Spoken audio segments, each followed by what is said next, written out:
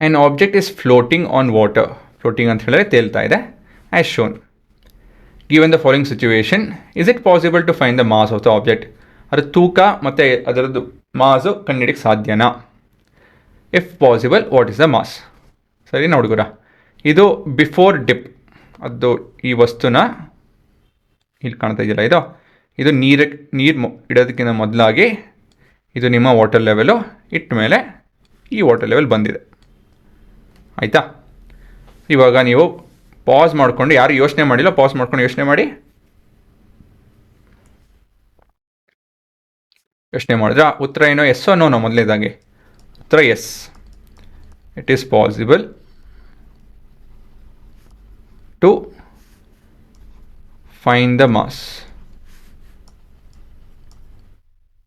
ಸರಿನಾ? Full stop. ಅದಾಯಿತು ಅಂತ ಅಂದಮೇಲೆ ಈ ಕಾನ್ಸೆಪ್ಟ್ ಏನು, ಯಾವ ಕಾನ್ಸೆಪ್ಟ್ ಉಪಯೋಗಿಸ್ಕೊಂಡು ಇಲ್ಲಿ ನಾವು ಉತ್ತರ ಕೊಡ್ಬೋದು? ಏನಂತ ಹೇಳಿದ್ರೆ, as the object is floating, ಸರಿನಾ, weight of the object would be equal to weight of the fluid displaced. ಆಯಿತಾ ಹುಡುಗರ? ಸರಿ ತಾನೇ ಇದು? ಯಾವಾಗ ನಿಮ್ಗೆ ತೇಲ್ತಾ ಇದೆ, ಇದನ್ನು ನೋಡಿದ್ದೀವಿ. ಯಾವಾಗ ತೇಲುತ್ತೆ ಅಂತ ಹೇಳಿದ್ರೆ, ಬಾಯಿಂಟ್ ಫೋರ್ಸು ಮತ್ತು ನಿಮ್ಮ ಗ್ರಾವಿಟೇಷನ್ ಪುಲ್ಲು, ವೆಯ್ಟು ಇವೆರಡು ಒಂದಾದಾಗ ಆಬ್ಜೆಕ್ಟ್ ವಿಲ್ ಫ್ಲೋಟ್. ಸರಿನಾ? ಸೊ ಹಾಗಾಗಿ ನಾವು ಈ ಕನ್ಕ್ಲೂಷನ್ ಬರ್ಬೋದು. ಮತ್ತೊಂದು ಏನಂತ ಹೇಳಿದ್ರೆ, mass of the object has to be equal to, ಇದು ಕೂಡ ಸತ್ಯ, mass of the fluid displaced. So ಈ ರೀತಿಯಲ್ಲಿ ನಾವು ಮಾಸು ಕೂಡ ಕಂಡುಹಿಡಿಬೋದು. ನಾನು ಎರಡು ಕ್ಯಾಲ್ಕುಲೇಷನ್ ನೋಡ್ತೀನಿ, ಬಟ್ ಪ್ರಶ್ನೆ ಏನಂತ ಹೇಳಿದ್ರೆ ಮಾಸ್ ಅಲ್ವಾ, ತೂಕದಲ್ಲ. ಸೊ ಕ್ಯಾಲ್ಕುಲೇಷನ್ ಹೇಗೆ ಕ್ಯಾಲ್ಕುಲೇಷನ್ ಮಾಡಿಸೋದು, ಹೇಗೆ ಮುಂದುವರಿಯೋದು? ಮೊದಲನೇದಾಗಿ volume of the displace water ಕಂಡುಹಿಡಬೇಕಾಗುತ್ತೆ.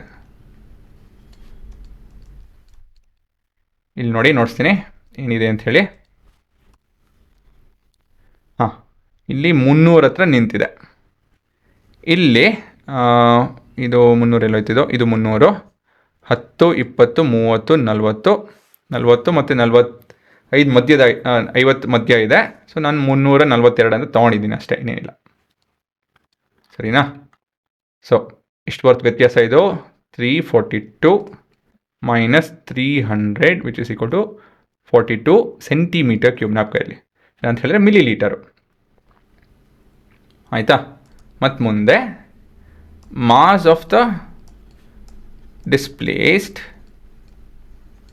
Water ಹೇಗೆ ಸಿಗುತ್ತೆ? ಮಾಸ್ ಹೇಗೆ ಸಿಗುತ್ತೆ ಅಂತ ಹೇಳಿದ್ರೆ, volume into density. Volume 42, density of a water is, actually ಇದು ಕ್ಲೀನಾಗಿ ಕ್ಯಾಲ್ಕುಲೇಷನ್ ಮಾಡಿ ನೋಡ್ತೀನಿ, ಈಗ ಬೇಡ. ವಾಲ್ಯೂಮ್ ಎಷ್ಟಿದೆ ಹುಡುಗರ ಇದು?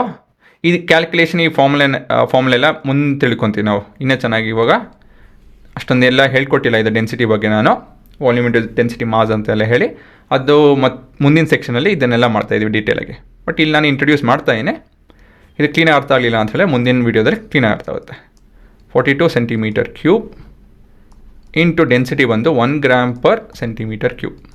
ಇದು ನೀರಿನ ಡೆನ್ಸಿಟಿ. ಸೊ ಇದು ಕ್ಯಾಲ್ಕುಲೇಷನ್ ಏನಾಗುತ್ತೆ, ಸೆಂಟಿಮೀಟರ್ ಕ್ಯೂಬ್ ಸೆಂಟಿಮೀಟರ್ ಕಟ್ ಆಗುತ್ತೆ. So 42 into 1, so that is 42 grams. ಇದೆ ನಿಮ್ಮ ಮಾಸು. ವೆಯ್ಟು ಅದು ಕೂಡ ನೋಡಿಸ್ಬಿಡ್ತೀನಿ ನಿಮಗೆ. ವೆಯ್ಟ್ ಕಂಡುಹಿಡಿಯೋದಕ್ಕೆ, weight of water displaced.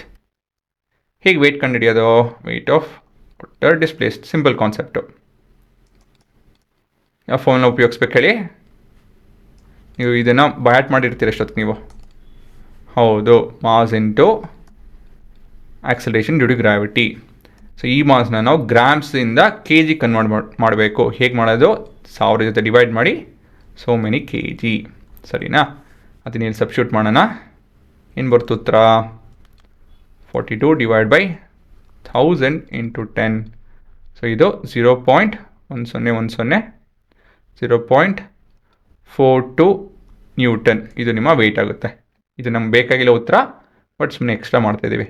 So mass of water, mass of the object will be equal to 42 grams. ನೋಡಿ ಇಲ್ಲಿ ಈ ವಸ್ತು ಯಾವುದನ್ನು ಮುಳುಗ್ಸೋದು ನೋಡಿದ್ರೋ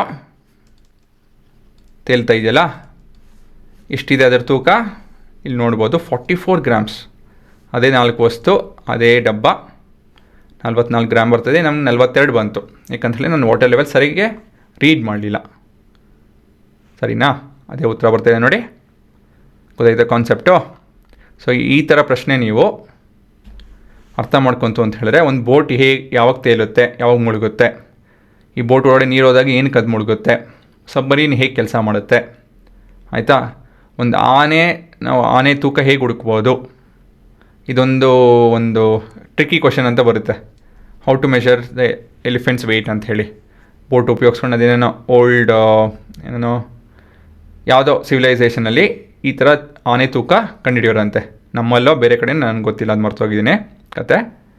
ಸೊ ಅದೆಲ್ಲ ಹೇಗೆ ಕೆಲಸ ಮಾಡುತ್ತೆ ಅಂತ ಹೇಳಿ ಈ ಪ್ರಶ್ನೆ ಇದ್ದರೂ ನೀವು ಅರ್ಥ ಮಾಡ್ಕೊಬೋದು. ಆಯಿತಾ ಹುಡುಗರ? ಇವಾಗ ಪಾಸ್ ಮಾಡ್ಕೊಂಡು ಎಲ್ಲ ಬರ್ಕೊಳ್ಳಿ, ಪ್ರಶ್ನೆ ಮತ್ತು ಉತ್ತರ.